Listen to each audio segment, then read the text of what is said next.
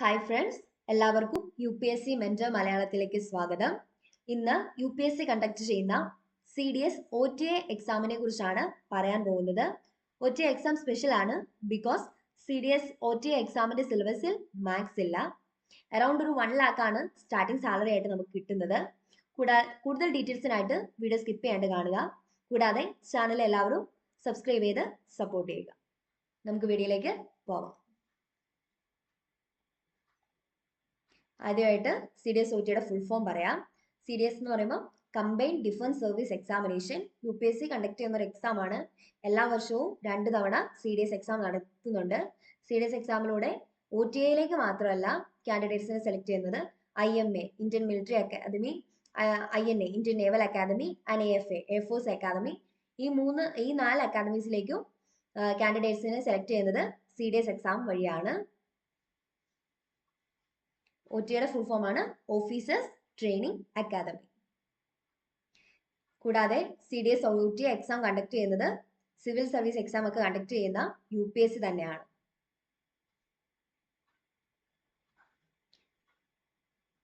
Eligibility criteria ആയിട്ട് പറയുന്നത് OTA exam എഴുതാനായിട്ട് ഒരു ബാച്ചിലേഴ്സ് ഡിഗ്രി ഉണ്ടാവണം.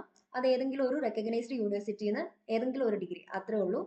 പിന്നെ കൂടാതെ ഇന്ത്യൻ സിറ്റിസൺ ആയിരിക്കണം. പിന്നെ മെൻസിനാണേലും വുമൻസിനാണേലും എക്സാം എഴുതാം. പക്ഷെ വുമൻസിന്റെ കാര്യത്തിൽ പറഞ്ഞേക്കുന്നത് എന്താണെന്ന് വെച്ചാൽ ഓൺലി അൺമാരിഡ് ഫീമെയിൽസ്, മാരേജ് ചെയ്യാൻ പാടില്ല. പിന്നെ വിഡോസിനും എക്സാം എഴുതാം, പക്ഷെ റീമാരേജ് ചെയ്യാത്തവരായിരിക്കണം. കൂടാതെ ഡിവോഴ്സ് ചെയ്ത ഫീമെയിൽസിനും എക്സാം എഴുതാം, പക്ഷെ എന്താവരുത്, റീമാരി ചെയ്യരുത്. എന്നിട്ട് ഈ ഡോക്യുമെന്റ് OTAക്ക് മുന്നിൽ ഹാജരാക്കണം. ഇത്രയാണ് എലിജിബിലിറ്റി ക്രൈറ്റീരിയ ആയിട്ട് പറഞ്ഞേക്കുന്നത്. ഡിഗ്രി ഉണ്ടാവണം, സിറ്റിസൺ ഓഫ് ഇന്ത്യ ആയിരിക്കണം, അൺമാരിഡ് ആയിരിക്കണം, മാരേജ് ചെയ്യാത്ത ഫീമെയിൽസ് ആയിരിക്കണം. പിന്നെ സിലബസിൽ മാത്സ് ഇല്ല. രണ്ട് സബ്ജക്ട്സേ ഉള്ളൂ. 2 സബ്ജക്ട്സ് എന്ന് പറയുമ്പോൾ മെയിൻ ആയിട്ട് ജനറൽ നോളജും ഇംഗ്ലീഷും. ഇതില് ജനറൽ നോളജിൽ വേറെ കുറച്ച് സബ്ജക്ട്സ് നമുക്ക് പഠിക്കാനുണ്ട്. അത് ഏതൊക്കെയാണെന്ന് വെച്ചാൽ കറണ്ട് അഫയേഴ്സ്, അതെല്ലാ എക്സാമിനും PSC ആണെങ്കിലും എന്താ പറയുക സിവിൽ സർവീസ് എക്സാമിനാണേലും എല്ലാത്തിനും ഇമ്പോർട്ടൻ്റ് ആണ് കറണ്ട് അഫയേഴ്സ്.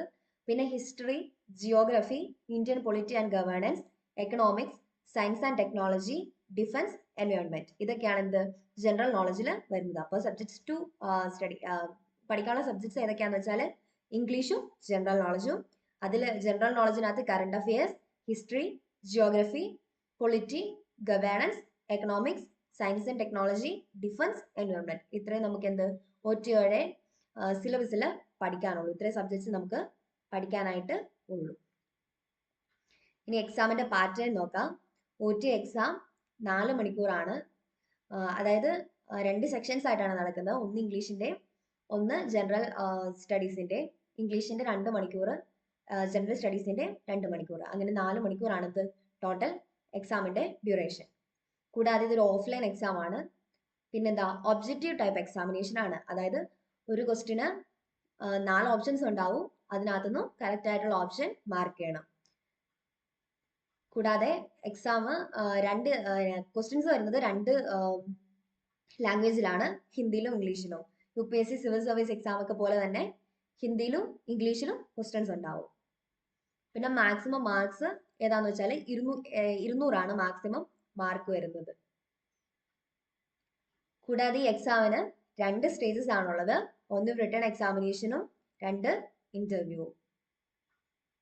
റിട്ടൺ എക്സാമിനേഷൻ കഴിഞ്ഞ് അതിൽ സെലക്ട് ആയവർക്കാണ് ഇന്റർവ്യൂ ഉള്ളത്. ഇന്റർവ്യൂ കഴിഞ്ഞ ഒരു ഫിസിക്കൽ ടെസ്റ്റ് കൂടെ ഉണ്ട്. എന്നാലും മെയിൻ ആയിട്ട് വന്നേക്കുന്ന 2 സ്റ്റേജസ് ആണ്, ഒന്ന് റിട്ടൺ എക്സാമിനേഷനും ഇന്റർവ്യൂ. റിട്ടൺ എക്സാമിനേഷൻ എന്ന് പറയുന്നത് ഒബ്ജക്റ്റീവ് ടൈപ്പ് ക്വസ്റ്റ്യൻ, അതിനാണ് റിട്ടൺ എക്സാമിനേഷൻ എന്ന് പറയുന്നത്. കൂടാതെ ഇതൊരു ഡിസ്ക്രിപ്റ്റീവ് ടൈപ്പ് അല്ല, ഒരു ഒബ്ജക്റ്റീവ് ടൈപ്പ് എക്സാമിനേഷൻ ആണ്. കൂടാതെ എലിജിബിലിറ്റി ക്രൈറ്റീരിയയിൽ പറയാൻ വിട്ടുപോയ ഒരു കാര്യമാണ് ഏജ് ലിമിറ്റ്. ഏജ് ലിമിറ്റ് വരുന്നത് 19 തൊട്ട് 25 വയസ്സ് വരെയാണ്. സോ അത്യാവശ്യം OTAനെ കുറിച്ച് എല്ലാ കാര്യങ്ങളും മനസ്സിലായി എന്ന് പ്രതീക്ഷിക്കുന്നു.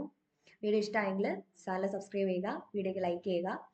കൂടാതെ ഫർദർ നോട്ടിഫിക്കേഷൻസിനായിട്ട് ബെൽ ഐക്കൺ പ്രസ് ചെയ്യുക. Thank you.